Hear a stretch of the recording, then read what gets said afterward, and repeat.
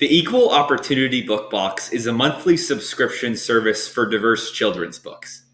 We donate one book to an underserved child for every book we sell.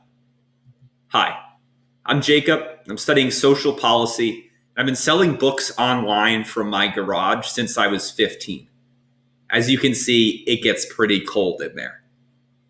I found that consumer demand is highest for children's books, but also that there are some pretty big problems with the children's book industry.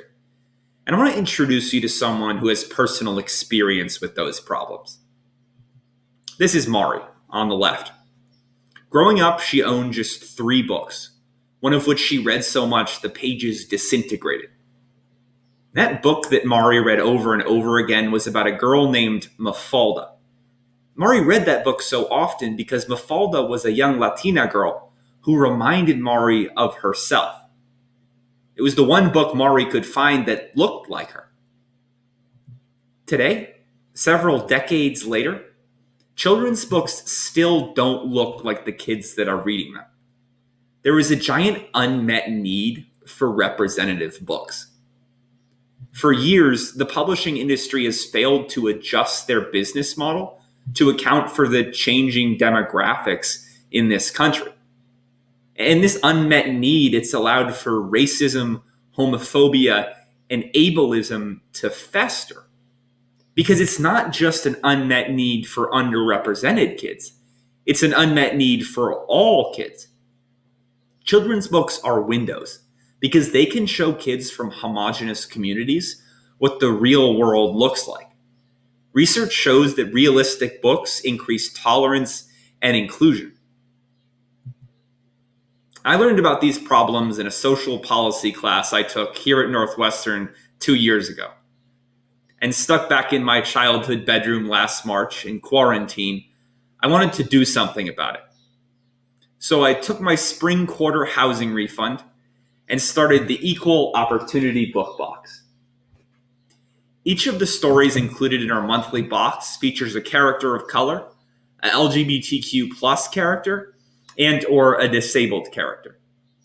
We thought this problem was in dire need of a solution, and the editors of the New York Times agreed. In just our first year in business, we were honored to be featured as one of just 20 children's products in the 2020 New York Times Holiday Gift Guide.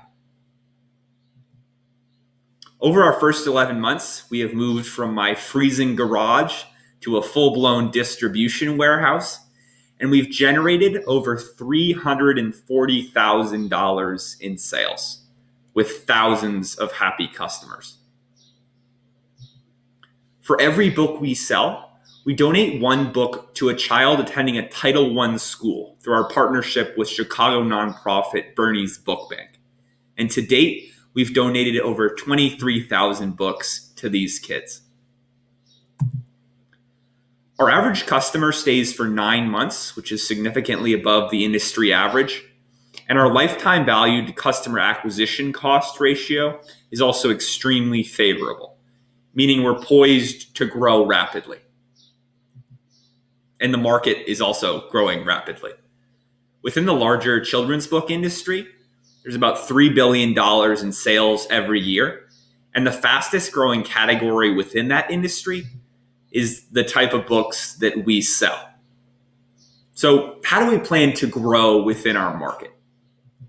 Well, it starts with our team. I've dealt with book publishers and wholesalers for over 5 years now. Stephanie has worked with influencers that have millions of followers. And Anthony has extensive e-commerce analytics experience on several different platforms. To continue our growth, we'll be hiring for 3 key roles: a chief operating officer, an educational outreach lead, and a director of partnerships.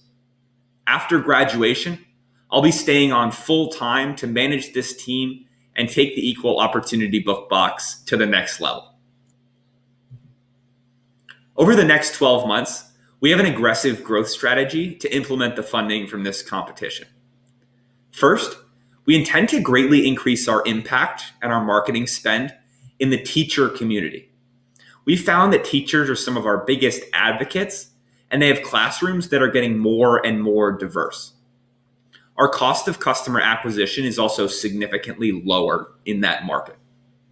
In addition, we plan to roll out a more robust institutional sales approach as more institutions try to increase their diversity and inclusion programming.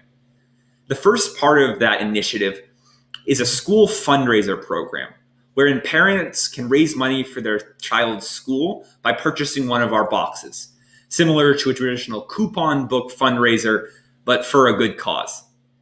And the second part to that sales approach is an employee incentive program.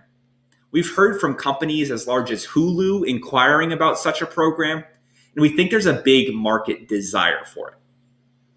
Right now, we offer 2 box options, one for ages 0 to 2 and one for ages 3 to 7.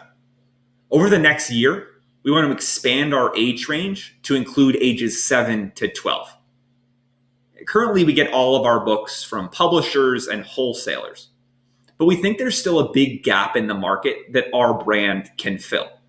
And to do that, we want to publish our own line of books written by non-traditional authors, like refugees and incarcerated people, exclusive to the subscription box. Now, I started this presentation telling you about Mari.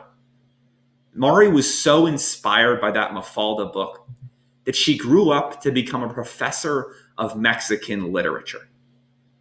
As a professor and as a mom, Mari knows just how important it is for her kids to see themselves on the pages of the books they read. And the national press agrees with her. We've been awarded as one of the best book subscription boxes by several leading outlets, including CNET, Pop Sugar, and Esquire. Because after all, sometimes one book is all it takes. Thank you, and go Cats.